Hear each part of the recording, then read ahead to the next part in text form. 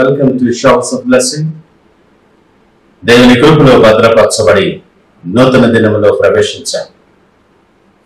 ఈనాటి దేవుని వాగ్దానం, మీరు తృప్తి పొందునంతగా నేను ధాన్యమును, క్రొత్త ద్రాక్షరసమును, తైలమును మీకు పంపించెదను. I'm sending you grain, new wine and olive oil enough to satisfy you fully. యోవేలు గ్రంథం 2వ అధ్యాయం 19వ వచనం. Praise God. ఈ నూతన దినములో దేవుడు మీ కొరకు సిద్ధపరచిన ప్రతి దీవెన ఆకాశపు వాకిళ్లు విప్పి మీ మీద కృమ్మరించునుగాక.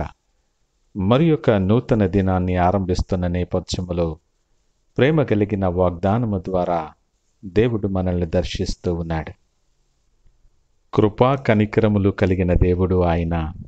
నీ వెంట కృపాక్షేమములు ఉంచటానికి ఇష్టపడే దేవుడు. ఈ దినము మనం ఏమై ఉన్నామో అది కేవలము ఆయన ఉచితమైన కృపని కృతజ్ఞతలు తెలియచేయవలసిన వారమై ఉన్నాం.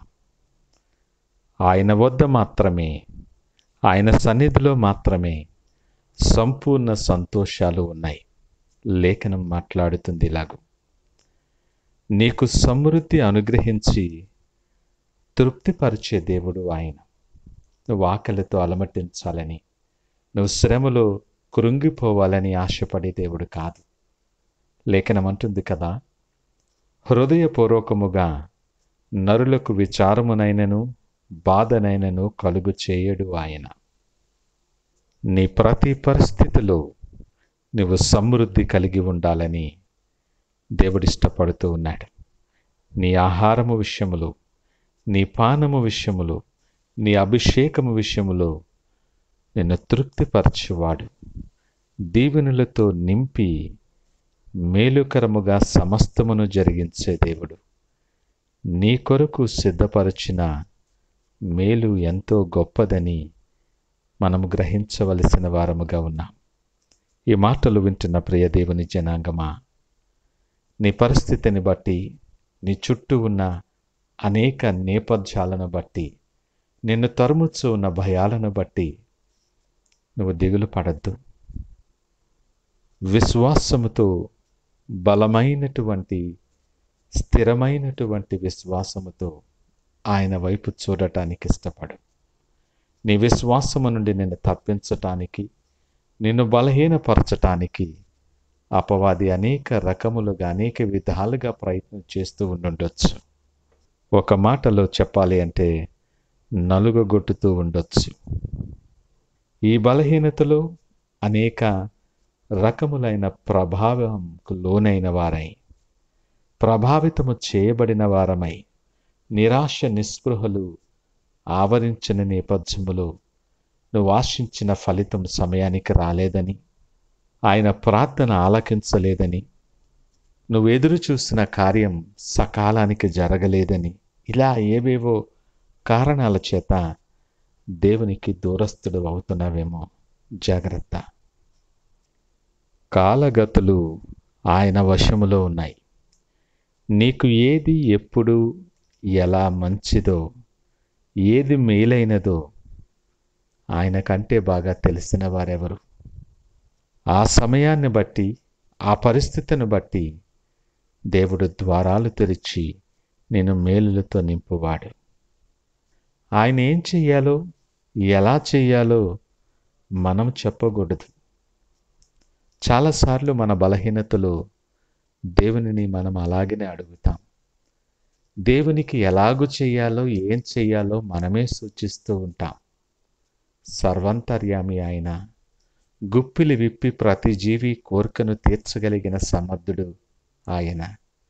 నీ అవసరాలు, నీ పరిస్థితులు ఆయనకు కనుమరుగై ఉండలేదు. సమస్తము ఎరిగినవాడు. సహనముతో ఆయన కొరకు కనిపెట్టు. విశ్వాసముతో ఎదురుచూడు.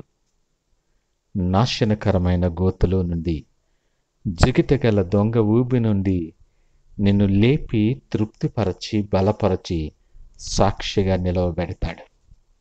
సింహపు పిల్లలు లేమిగలవై ఆకలిగొంటాయేమో కానీ ఆయనను ఆశ్రయించు వారికి ఏ మేలు కొదువై ఉండదని లేఖనం మాట్లాడుతుంది.